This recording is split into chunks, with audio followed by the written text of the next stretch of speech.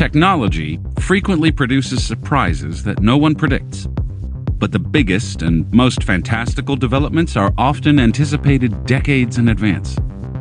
In the 1930s, Vannevar Bush, then president of the Carnegie Institution of Washington, began work on a hypothetical electromechanical device that would store all books, records, and communications and mechanically link them together by keyword association rather than traditional, mostly hierarchical storage models. Despite the enormity of its archive, Bush stressed that this MEMEX, short for memory extender, could be consulted with exceeding speed and flexibility.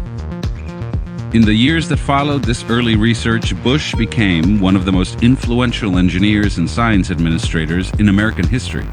From 1939 to 1941, he was vice chairman and temporarily served as chairman of the National Advisory Committee for Aeronautics, the predecessor agency to NASA. In this position, Bush convinced President Franklin D. Roosevelt to establish what became the Office of Scientific Research and Development, or OSRD, a new federal agency that would be run by Bush, who would report directly to the president.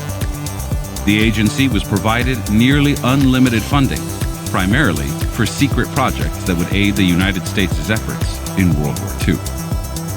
Only 4 months after OSRD was founded, President Roosevelt approved the atomic bomb program known as the Manhattan Project, following a meeting with Bush and Vice President Henry A. Wallace.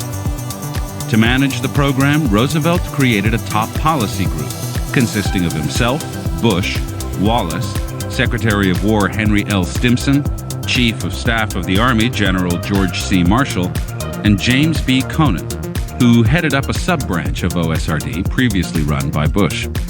In addition, the Uranium Committee, later named the S-1 Executive Committee, would report directly to Bush.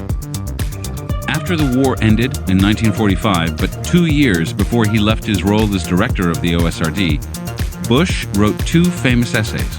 The first, Science, the Endless Frontier, was addressed to the president, and in it, Bush called for an increase in government investments in science and technology, rather than a peacetime reduction, as well as the establishment of the National Science Foundation. The second essay, As We May Think, appeared in The Atlantic and publicly detailed Bush's vision of the MEMEX.